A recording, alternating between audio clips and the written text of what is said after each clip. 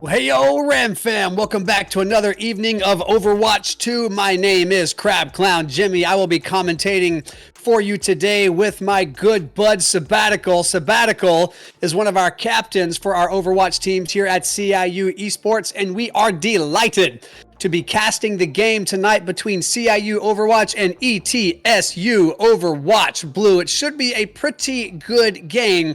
Now, Sabbatical, I was looking at the roster for ETSU, East Tennessee, and they have a super wide gap of talent on their team. They have a couple of Grandmasters, a top 500 player, a Master player, and a Platinum player. And for a varsity level team, I'm interested to see how they run various team comps, knowing that their experience is so wide. In your experience as a player, what might we anticipate from a team that perhaps is a little unevenly balanced? What would you say?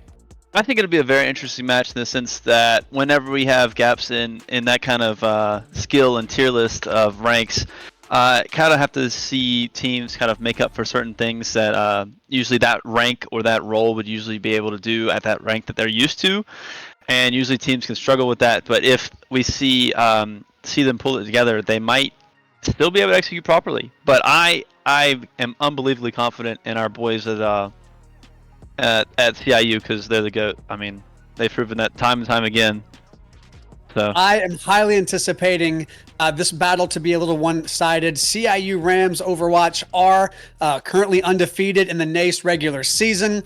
East Tennessee, we of course wish them luck. We don't want to say anything negative about them, but as we sort of weigh our roster against their roster, we are looking a little one-sided on this side. Now, we can't come in here overconfident, and this is what I want everyone to know, myself, you included. We can't come in here overconfident. We have to come in here ready to battle. We have to come in here ready to win, because if we come in here and we underestimate, this is the perfect opportunity for an underdog story, and we can't leave that type of space. So if we come in here as a top talent team and we see mistakes, we have to punish those mistakes, right? This is a competitive battlefield, and so our team is primed and ready to do just that.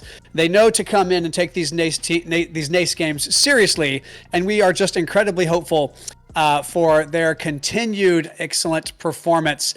This will be their 5th game of the NACE regular season, not including a bye earlier in the season, their 5th actual match.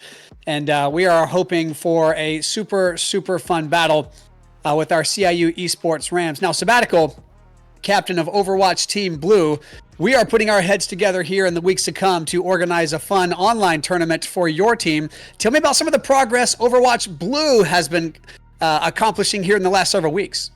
So we've seen a lot of growth overall, not just in skill, but overall confidence. A lot of comms have been a lot better recently. Communication's been good, and a lot of team get-togethers have happened since we end so close to dinner. A lot of us go to dinner together, have some good times at dinner, and then come back here. So it's a lot of fun. Like you said, we're starting to look for tourneys. Usually I like to bounce ideas off of the boys. Usually my boys Winter and How's Your Day kind of bounce ideas off of them, what they think. But I think we'll find one soon, hopefully. I have one that I was looking at before this, actually, so I'll ask them about it. But that should be a good idea. Super exciting. It looks like we are lobbying up over here. Can you tell us a little bit about our map order for any first-time viewers? We have 3 maps guaranteed coming up. This is a best-of-5 series. What is the first map going to be, the second, and the third? Remind us all. So this first map type or objective type is going to be our King of the Hill, our Koth that I might call it throughout the thing, or you might call it, as I say. But we usually don't see this map choice. Usually we see Lijiang Tower, that night map, but now we're seeing the sunny coast map, which will be interesting. A little bit of change of scenery. And our next one after this, I believe, should be our hybrid map, which is a combination of this King of the Hill kind of point.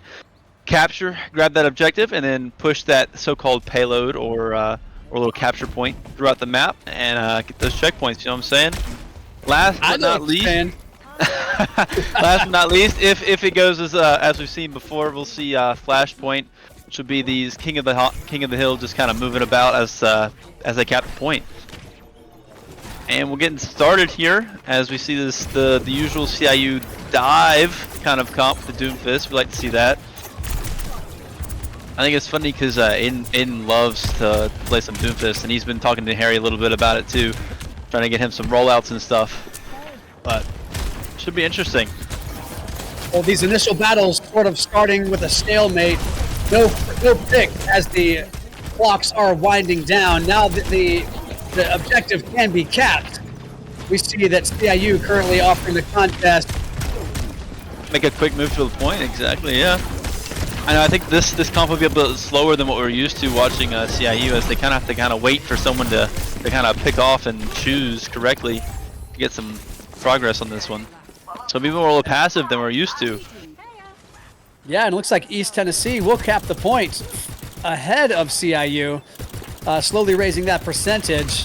Hoping to see some good picks here soon. We haven't seen a whole lot of aggressive gameplay, just a lot of personnel maneuvering. A lot of running around and waiting for the right moment, like you said. A lot of just moving about. But like you said, hopefully we get one soon. Oh, we get one, a pick on House Here Day, unfortunately, to start this one off. But we see East Tennessee actually coming in, getting a few picks for themselves on this fight. Been a little bit scrappy, and they seem to have this fight kind of under control. Kind of finish it off a little bit, but that pushes CIU a little bit back. And we do have to get blue team off of the objective, so that percentage stops. We recap red, and looks like that's what's happening right now, very slowly, albeit contested. And we can raise that red percentage and earning us a point on this map. Let's see if it can get done. We get a first pick from Harry or Sugman. Pick on Winter there, unfortunately, but it's a lot of a scrappier fight than we usually see here. Yeah, this is inconsistent with previous battles. Well said there, Sabbatical. This is not what we're used to seeing. Just the scrappy nature of the fight, the back and forth, the pick here, the pick there. That's just atypical for your CIU Overwatch Gold team.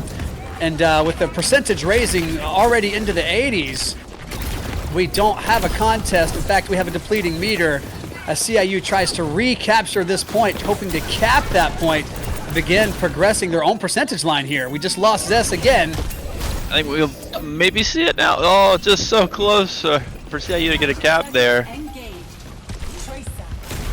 I think you're right. Maybe we spoke a little too soon. This comeback is, or this underdog, maybe the case here, as the first map is not looking too hopeful for CIU. I mean, it's so close, but yet so far here. I think they're trying to touch this a little bit more. And this particular map, Sabbatical, is this particular map a best of 3 as well? Because there's the objective score point now that just went to East Tennessee. What happens next in this map, or is this map 1? This is map 1 of 3, we'll see, so we got to get the best of 3. It's just like the other King of the Hill maps, it's just a little bit of a change of scenery. But it looks good. I think we'll see CIU kind of come together and group up here. Hopefully, we'll see CIU get it together on this one. But I think we're running a little bit of a newer comp for CIU, and we'll see how they kind of overcome these challenges of playing the game. Now, we have had a notable update here in the last several weeks that changed the meta of the game, and a lot of our DPS players have felt that pinch. And I wonder if that is speaking to how the team is playing right now. That wasn't a super one-sided battle from East Tennessee. Like you said, let's use that word again. It was a scrappy fight. It was a lot of trading blows. But when somebody gets to the top of the mountain, as it were, it's just hard to pull them down. And CIU was struggling to get any ground back from East Tennessee. We see here that the fight has already started strong. You can't control the point for another 5 seconds, but you can get those picks in really early, and we're hoping that CIU will take advantage of that. But we just lost Zest, and Sugman has fallen fast. I see that even out the picks here a little bit, as we see, like I said, this blow for blow kind of fights here. I think CIU's just trying to temper their mettle here, trying to figure out where how this other team plays, how East Tennessee will react to how they play. I think it's taking a little bit of time to warm up and get used to it. Well, East Tennessee already having capped the objective there. Their percentage climbing into the 20th percentile. And if they score 2 points on this King of the Hill map, that is the map 1 to them. Is that correct? Yep. If they cap this one to 100%, they will win this map choice or this objective type. And that will be a first to CIU Overwatch Gold. Yes, that Having will. that I think it'll be the first map we've lost. That's right. But it's not over yet, Sabbatical. We got plenty of time. That is true. I mean, we're seeing CIU kind of get a little bit of grips back here. We're seeing Sugman switch off of the Doomfist for the Zarya in favor. I guess to be a little bit more of a solid team backbone for CIU. A little bit more of a counter to that D.Va play that we've seen so aggressively. An unfortunate pick on Winter once more. As we can see, I mean, CIU just can't seem to find their pace yet. See a lot of this uncertainty going in, going out. Picks every now and then. I mean, this East Tennessee seems to kind of have their flow down. Getting their picks, getting in and out. Now, when we have two players get picked like that, when they are defeated, they will respawn in one of a few spawn points, correct? Allowing them, well, actually forcing them to come back over time. Yeah, so they're put on this little timer that like keeps them from playing the game again, and it kind of forces CIU to take a break, or whoever's team loses a person to kind of take that into consideration, or take a break, back up, or reassess the plan, as it were. We see CIU kind of come back here as they're kind of using ults a little bit to win this fight. We see a lot of ults coming out from both sides. I think this might be CIU victory for a fight here. CIU so finally gets grips on the point for the first time. First time we've seen this, that CIU hasn't touched the point in a whole round or map. Well, this is an encouraging development, of course. Now, when it gets to 99%, that overtime timer does begin, and it cannot deplete until the team holding the 99% is on the objective. Is that right? That is correct. So this will stay up for CIU until EST gets back on that point and gets it capped for them. But we've seen CIU kind of come back here. The thing about this is CIU actually cannot lose a fight here, or they will lose the map. So CIU has to play this very, very well, very confidently. And to your point, it's East Tennessee. I'm sorry to talk over you there. No, you're good. You're like, right, so I'm so excited. Now, to your point, if East Tennessee does cap it again, with that cap comes the win. Is that right? That is exactly right. If CIU cannot touch at all in that overtime, then they will. East Tennessee will immediately win the second map here. It's not looking good for Sugman in the back. Actually, we get a clutch beat from How's Your Day to save Sugman here into the fight. And I wonder will we get a pick here or anything. Oh, we get a pick off these ults and all these picks right here. Winter gets a nice one to start the fight.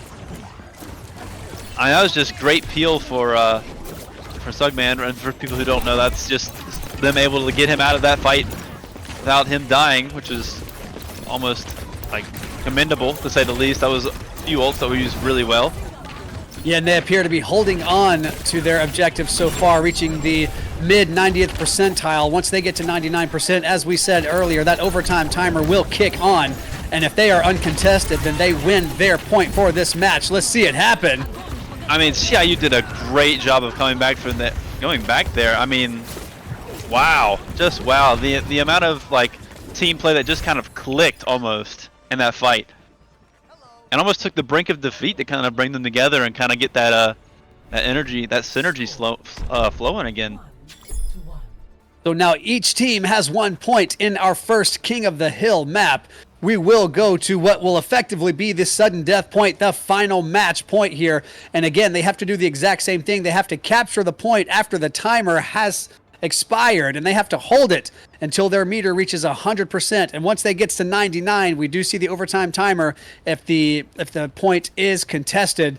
And let's see if our Overwatch Gold boys find a way to get there faster. It is unlike them to lose battles early on like that, but perhaps they use that to measure East Tennessee's uniquely built roster. Maybe they're just trying to see where the higher talent lies, what role should they be looking out for, and how can they compensate for the talent and how they move as a team. Again, it is a wider talent spread for East Tennessee, so our boys may be looking to read this team. Are they going to move like a normal top 500 team, or are they going to move like a team that's in development? and they have plenty of space now in the first 2 points to assess that, I believe. I mean, I think that speaks volumes right there. I think CIU has finally kind of gotten into their way of playing here. I mean, we see an instant team wipe as CIU gets their brand name aggressive, my bad, and get a few picks and immediately get priority over the point. I mean, wow, it's such a different flow to the game as this second map comes in, or this third map. I'm sorry. Yeah, this is a very different battle so far. We had about 10 solid % increase without any contest whatsoever after the party wipe. And we see that it's still highly contested by CIU. East Tennessee is trying to get back on point here. We see Harry on his own over here trying to get a little bit of help from the team. Yeah, I mean, I think he kind of baits them in a little bit for CIU to kind of all close in and get those picks. That was really well done from CIU. I mean, they keep him alive just enough to kind of bring them in and then execute them. I mean, that was well done. Well done. Senetica came in after Sugman stepped out there to, like you said, sort of bait them into that attack, and Senetica cleared out 3 picks almost right away. We're sitting here at 60%, completely uncontested after the second consecutive party wipe for East Tennessee. I know. It's almost like we've seen the CIU kind of lock in here, get back to their norm of just kind of playing well, playing together. I mean, I've seen a lot of excitement, a lot of team comms from my left here as the second map and third map have come up. But CIU seem to have their grips back.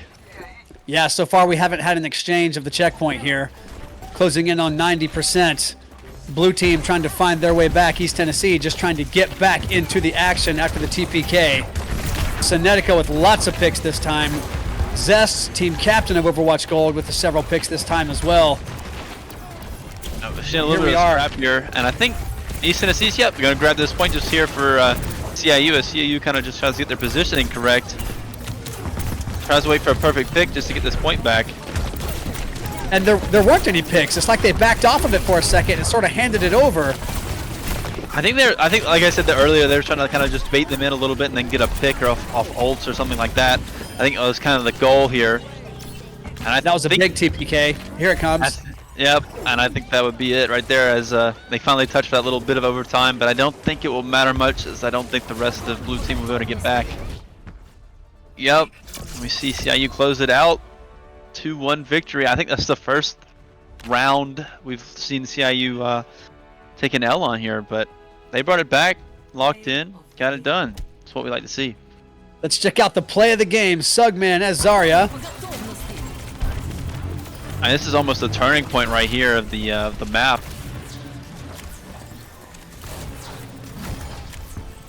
I mean, what a great play of the game. Undoubtedly, Sugman being graduate student Harry Potter, the boy who lived.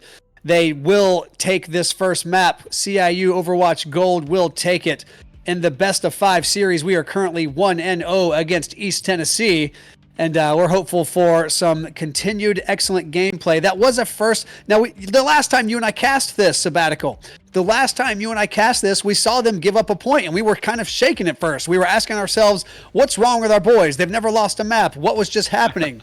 And I sort of wonder, again, you're in the room with them, and I'm remote on this cast, but I would be interested to ask the question after the game, tell us about that first lost point on King of the Hill, because we'd like to know if it were intentional, if you were trying to measure the play, if you were trying to measure the opponent, or if you just made a couple of bad decisions or started the game cold. Tell us exactly what happened. I'd be interested to know. I think that'll be a great question. I mean, like I said, it's unusual for CIU to kind of take those first map L's and yeah, like you said, kind of shocked both of us. We're like, whoa, our boys are falling behind. But like I said, got it together, pulled it through. That's what we'd like to see. I can visually tell that they kind of locked in a little bit more on that second map. So, well, you were able to read some plays as well. I mean, the replay from Sugman sort of spoke for itself. It was a huge TPK. I think we lost Senetica overall. And it was interesting to see that they actually gambled, they baited, and they won. It was a huge deal to see that play take place, and it really kind of showcased their skill. And as a non-player, to be able to read such a pointed play, I think it was very important to acknowledge that perhaps they were just trying to measure. And at the end, they did come out in the end. We saw several TPKs in over CIU's favor against East Tennessee, and that is worth noting, I think. I think that is true. Like I said, like as soon as that kind of they turned it on, they kind of got that measure. They kind of understood who they were going against. They kind of locked in, got it together. Well, tell us about our second map points here. This will be a hybrid map, right? Where we cap the objective and then we escort it or we push it to the next location. What options would we have? So we'll see like probably a similar thing that we saw last time, but we'll see this little plaza right here as we get CIU. I think will be attacking here. Actually, I think they're defending as East Tennessee will attack this capture point like we saw on the King of the Hill. However, when they do capture it, they will also have to move a little payload that has checkpoints along the way to add time and points to the scoreboard to a total of 3. Whichever team has the most points by the end of this map, I guess, as they switch sides and each contest each other, then we'll see who wins. You know what I'm saying? I am feeling it, and it looks like our boys will be on the blue side for this map. Yes, that's what I was right. They are defending this one. Okay. So I think it's really good for CIU to set the defense here as they kind of set the tone for what they'll have to do on attack. I think them having the defense versus be a good measure for them, especially since we've seen such scrappy and contested fights last time. Well, and it stands to say that we could see that again in this battle. It is a new map. Again, this team may be strong on this map, East Tennessee, and so CIU Overwatch Gold may have to acclimate here, but they have to get to that objective. They have to cap it, and then it starts to move. And if we play our cards right, and we very often do, then we want to escort it all the way to the end. It does take a lot of aggressive aggression, to use our phrase, to get it there, but our boys are more than capable of it, and we're super hopeful for an excellent performance even tonight here in Map 2. CIU Overwatch Gold is leading the best of 5 series 1-0 against East Tennessee at the moment, and the match is just beginning. I always see a first pick from Zest here. A second pick for Zest here as CIU gets the first few parts of the fight done. And we still see this team play here.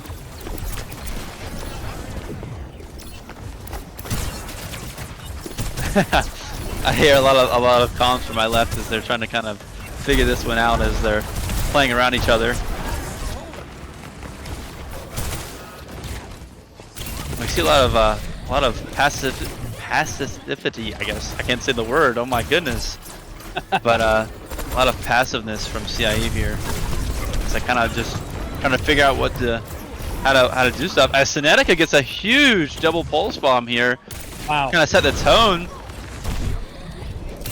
Maybe that's what they were waiting for. That certainly tilts the other team. There's another pick because it was a slow gameplay. They haven't capped the objective yet. So CIU being on defense is just prohibiting East Tennessee from getting onto the objective and capping it and moving it. And if we go on the next round, we will go to offense. And if they haven't capped or moved it, is it an automatic win for CIU for this map? Is that how it works? So you see those little 3 sections of that circle around A? Yep. So if East Tennessee doesn't hit that at all, then we won't have to capture one segment of that A. But it depends on if they cap it a little bit, if they cap it to a certain segment, then CIU have to match that amount, and they will win. So depends. And of course, the longer they keep them off, the longer they keep them off, then the easier it will be when we go on offense. Exactly. Several picks there from Senetica again. Good gracious. I mean, he's just. I think CIU is really doing a great job of playing this kind of slow game, this slow burn. And Senetica kind of just goes in and capitalizes on mistakes and openings that CIU makes as the fight drags on, if that's how I want to put it, I guess. But I think they've done a great job of kind of executing what they want to get done. And if East Tennessee does come back here, if they are able to get some picks on CIU, they are able to cap this objective, more time will be added to their timer. Yep, they'll get that first original point out of 3, and they'll get that that time back. See Zest kind of getting a few picks, even though CIU's kind of on the back foot here. Zest gets a few picks to kind of keep East Tennessee off of them for a little bit. Then I can get in the final kind of little pick for that fight. I think it kind of gets CIU to pull out that victory. Just a little bit of a close one with ults being used from both sides. 22 seconds remaining, and East Tennessee has not put any space on the objective there. 15 seconds remaining. CIU probably going to push in hard here. Sugman. Wow. Just barely living there, getting a pick. Yeah.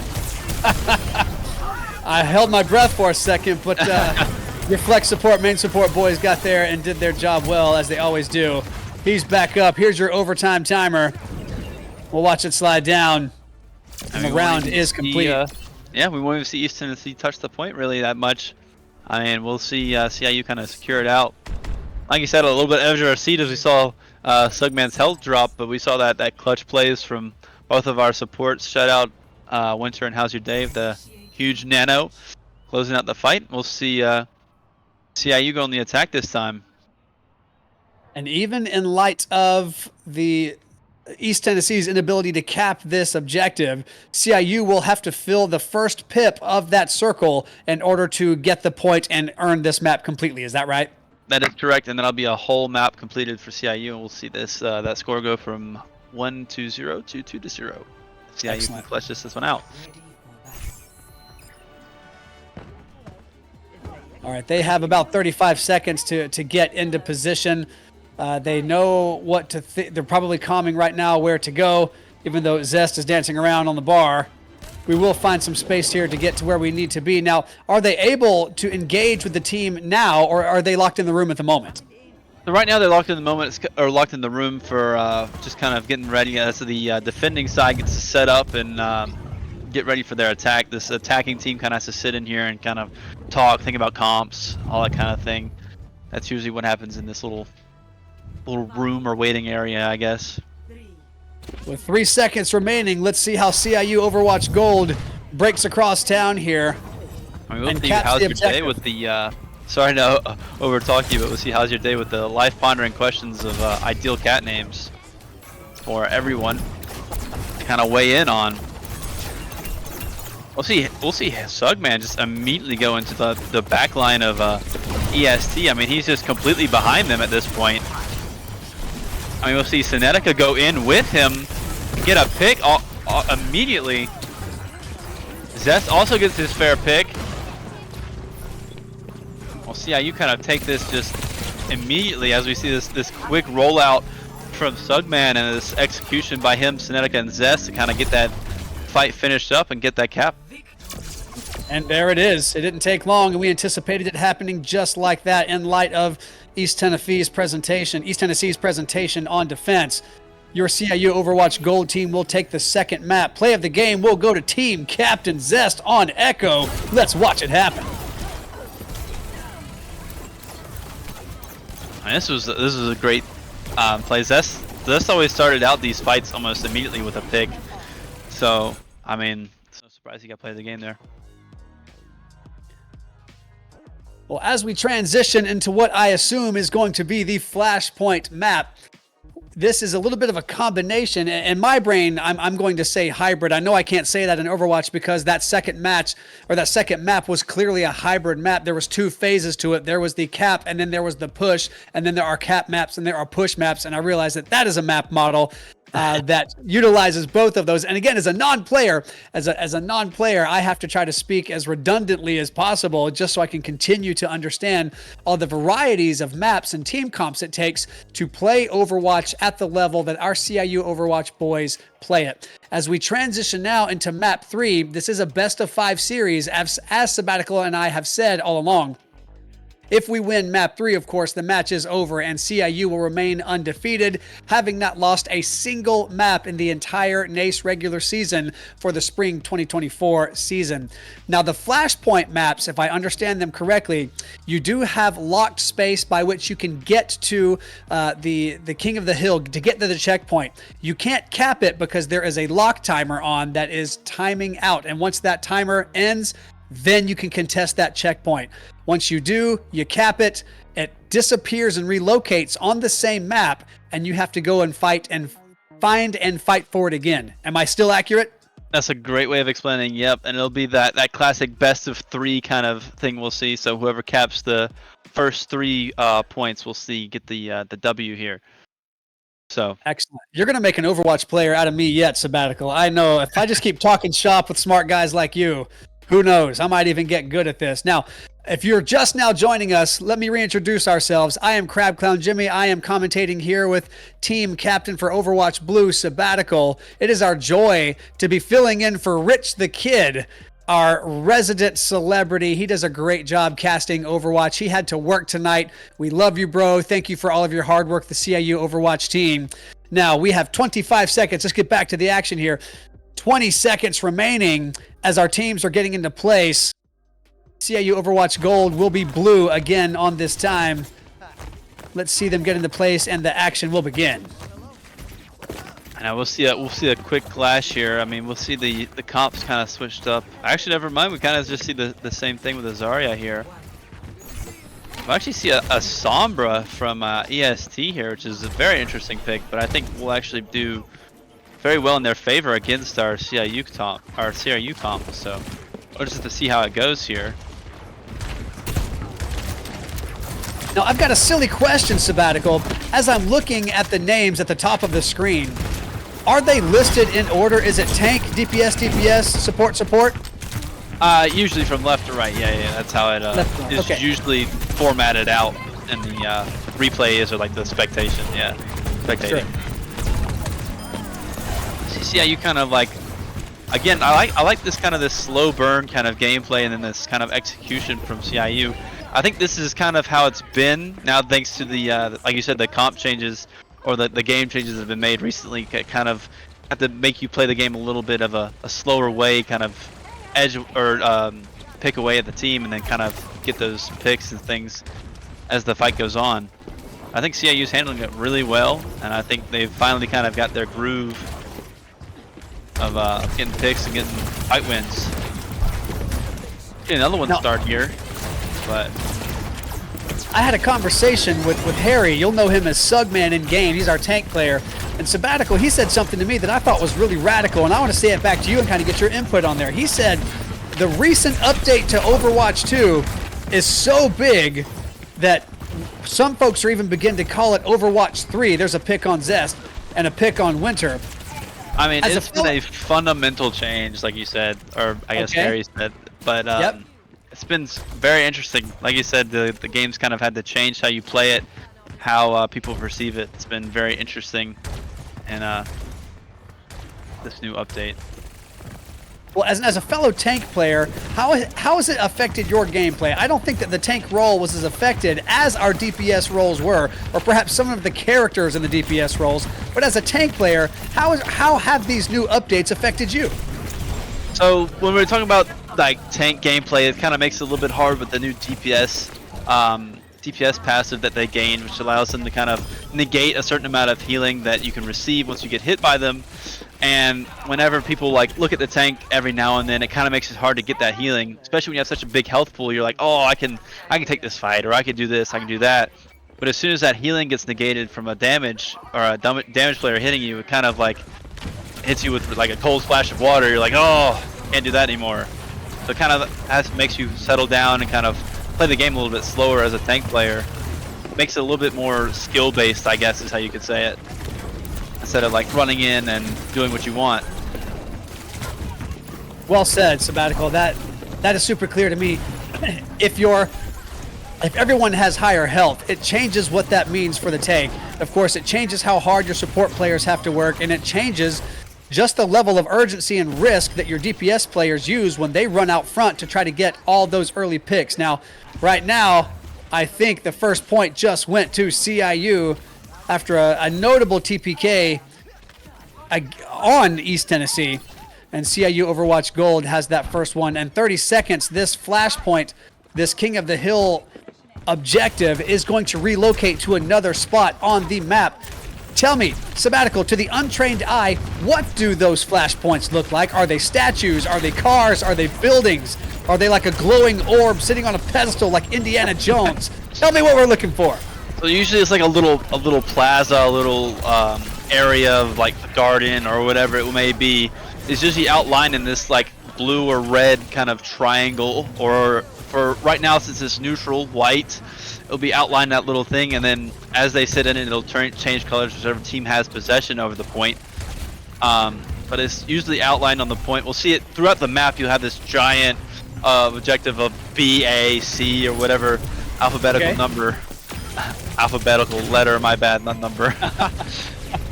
As the map changes. Okay, I do see the perimeter around the floor that they are trying to contest. And that was several picks on CIU by East Tennessee. CIU trying to retaliate, blazing down by Zest. How's your day? Going to respawn and recover while Zest heals. I know it's not unsurprising to see this gameplay again from CIU. I mean, we've seen them play Flashpoint hundreds of times, and we've seen it's a little bit of a harder map type for CIU to play in. But again, I think we still capitalize and make stuff happen here. See Stugman just, sorry, Zest get a pick on the enemy tank here.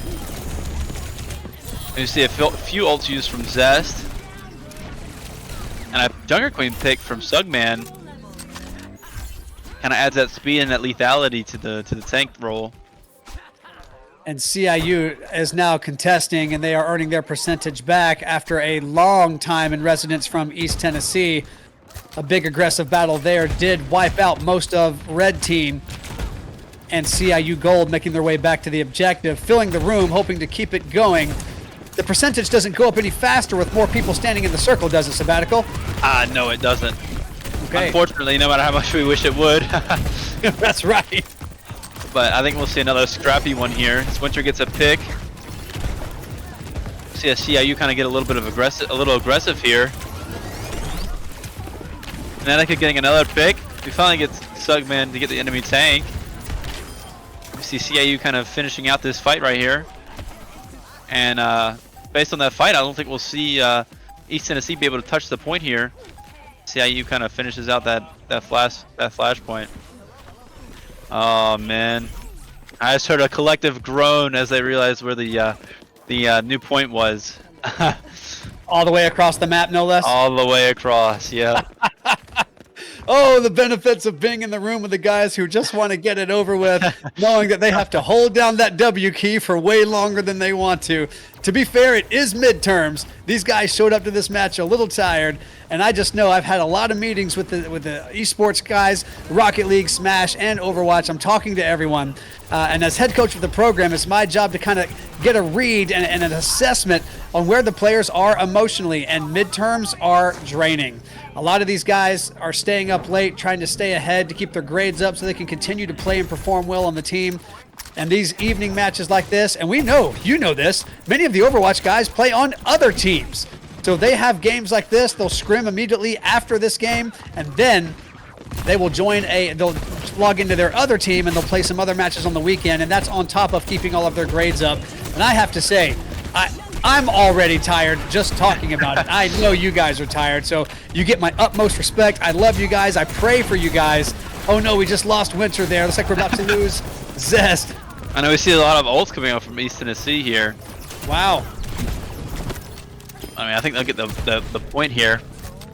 Like you said, I mean, some of our guys put in a lot of hours, a lot of work on the game, and I mean, it shows, especially in games like this where we stream and kind of get to show it off. I mean, these guys perform and show what they get with their medal. I mean, what they practice for, what they play for.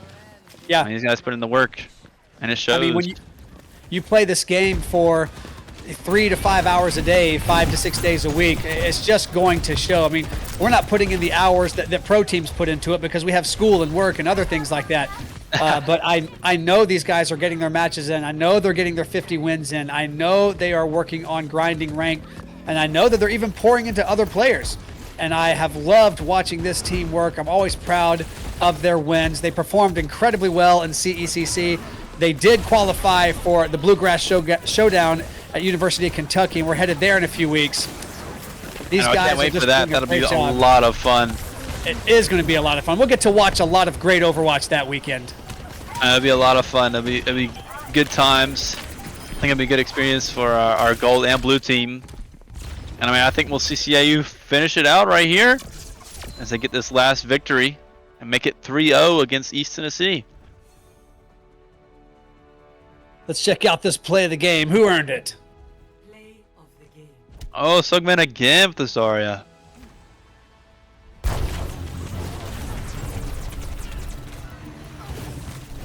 I mean, we saw good plays from both sides of the map here. I mean, we saw CIU kind of give ground and East Tennessee take it, but I mean, we saw CIU definitely prove themselves and kind of get that W for it. Well, as we've said time and time again, these guys are putting in the work. We expected no less. We totally anticipated another 3-0 match from CIU Overwatch Gold. It has been our pleasure, of course, to commentate for this sabbatical. Do we anticipate an interview, someone who's going to shuffle in right next to you there to tell us a couple of jokes? Who do we have? I don't know. I'll go see if I can get somebody to come over here and help us out. We'll give a little bit of funny jokes. Let's see. Well, actually, Ray just said that he will.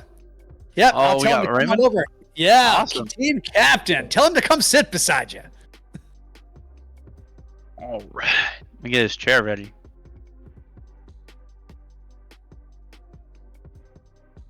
I have some good questions for team captain Ray Williamson, team captain of Overwatch Gold. He's one of our graduate students. He's also our GA, does a lot of work for me and helping the arena stay in good order. He does a good job helping recruit. He reports back to me how the team is doing, how they're thinking, how they're getting along, and just things we can do to continually improve. And it has been a blessing to have him on staff. There he is on camera, the face we've all wanted to see. Team Captain Ray Williamson. Hey, I have an important question for you. Sabbatical and I were talking about it throughout the entirety of the match, Ray. We were looking at that very, very first point in the Koth map that went to East Tennessee. Tell me what was happening there. That was a surprise for us. That looked like a very scrappy fight. In your own words, what were we watching? I think that sometimes people walk out on like a comp that they've practiced for a really long amount of time, and sometimes they walk out and you're like, oh, like what do we do against this? Like how do we play? How do we do well? And so we just like took what we knew about the game and adjusted and started to put people in the right positions to succeed and do their best, and the rest kind of just fell apart. You saw that we went the next map completely deathless. It's just what it is. Sometimes you get like punched in the mouth a little bit. You got to show up. I love that you said that, because there even teams who have a wider rank disparity, unlike our team, who are all top talent players, and we love and we appreciate that. But these other rank disparity teams who perform well, we love them. We're not speaking ill of them. But sometimes they come out with a game plan, and we have to learn how they play. And sometimes they can catch us on the back foot, to use a phrase that Sabbatical said. And it was very, very clear. You were on the back foot for that first one, but you owned the next several matches, the next several fights. We saw some picks back and forth in some areas, especially on map 3 there. And those flashpoint maps we know to be a little bit more aggressive. Now, if you could give a shout out to someone, and I'll let Sabbatical ask a question in a second, but if you could give a shout out to one of your team members in Overwatch Gold, who would it be tonight? Oh, big time Harry. Harry is just always that kind of person who helps everybody lock in, get in the right direction. And so tonight he got that. He like had everybody locked in the right direction. He locked the Zarya, started to like do his own thing, make momentum on his own, and get us all on the right track. I think that was a great start to how he like turned in the second map if you saw when he swapped. Excellent. What questions do you have for us tonight, Sabbatical? So sorry to put you on a spot a little bit, but on Ilios, what was that turning point for you guys? Kind of just locked in, got set. Was that 99 overtime? Kind of just got the team together, kind of put it Yeah, it through? was 99 overtime. Like, you know, it's just like when you're playing like a diva comp, it's like a lot of poke that we have to do and like make sure that we're doing all the right things. And so as Echo, I have a lot of power in that comp, and so I had to start playing more aggressively, start getting on top of them, start punishing them more. And, you know, things just started to lock in. You know, the more space we made, it just kind of tumbles after each other. And Right. Zarya made it easier because Zarya kind of does like my job for me in some ways. Yep. So I say I saw the Zarya pick, and then after that, you guys kind of locked in, used ults. The comms went hard after that. And one more thing, like Paraseo, we saw you guys absolutely lock Eastern Tennessee out. What allowed you guys to just turn it on? You know what I'm saying? I mean, you guys got picks at the beginning immediately, and then as soon as you guys went to attack, it just like that, you guys were done. Oh, I mean, sometimes you just, like I said, sometimes people like play comps and you get used to what you're doing, and we're pretty familiar what we're doing there. You know, we've practiced it a lot. Previous semesters, we knew what to do. We knew how to play it. We knew where we wanted to stage. And so, yeah, we just kind of like ran out and did what we always did and just let the results speak for themselves. Awesome. Yeah, I mean, we said the same thing. I mean, we saw you guys kind of like measure up to them, kind of figure out what to do, and then execute well. I mean, it was awesome. Thank you. It is a blessing to watch you guys work, and it's a lot of fun for Sabbatical and I to get to talk about it and just to get to reminisce on how we know you guys practice. We know that there's a lot of 5 and 6 nights, 6 weeks, 6 nights a week of gameplay for you guys, and I know that you guys are playing on a variety of other teams, and the work shows. It is a joy to cast. It is a joy to celebrate another victory for CIU Overwatch Gold, keeping your undefeated record in the NACE regular season, having not lost a single map. It is a huge thing to say out loud. I love doing the write-up at the end of the week. Sabbatical, let me ask you an important question here. From your eyes as a fellow tank player, we talked about the new meta for Overwatch and the recent changes. And Ray, you've shared with me some of the challenges that it has created for the characters you play to help overcome just some of the new game mechanics. Sabbatical was saying something that every player has had to compensate a little bit in light of some of these changes. Sabbatical, tell us once more some of the changes that tank players had to acknowledge in light of the health increases for DPS players across the board. I mean, we saw like as everyone gets more health, we see like these fights take longer. This poke comp that we saw earlier kind of takes a little bit more of a priority as we see kind of people take damage and then execute kills, get picks, and the fight takes place. But for tank players, it's a lot harder as we see that pick damage makes it harder for tanks to go in, play the game as much unless they use that hard cover, they get out of line of sight, and they communicate with their team better. It kind of gives you that more of like a skill-based kind of play of tank instead of this kind of big health bar guy runs at you. You know what I'm saying? It changes up the game a little bit and kind of makes you think about the game a lot more as you play it. Ray, what has it been like for you acclimating? Tell us about some of your successes in acclimating to the new meta, the updates that have happened in the weeks past in Overwatch. Oh, I mean, it's been fun, honestly. It's like, it kind of like has been a nice, like, refreshing change to the game. And so sometimes you get comfortable kind of just like doing the same thing over and over and over again. And like in Overwatch 1, the game like barely changed for like almost like 2 years. And so it's been fun. Honestly, it's been fun to like, you know, whipped out the Torb for a couple weeks and played all sorts of things. So I've had a lot of fun. Good. I absolutely love to hear that. Well, chat, Ram fam, my name's Crab Clown Jimmy. You have 2 Overwatch captains on camera over here for you. Ray Williamson, Captain of Gold, Sabbatical, Captain of Blue. It has been our joy to share a little bit with you about the win we saw tonight against East Tennessee. We will be back on next week for our next match. We remain undefeated. Praise the Lord for that. Join us at 7 o'clock on Tuesday next week for more Overwatch, and we will see you there.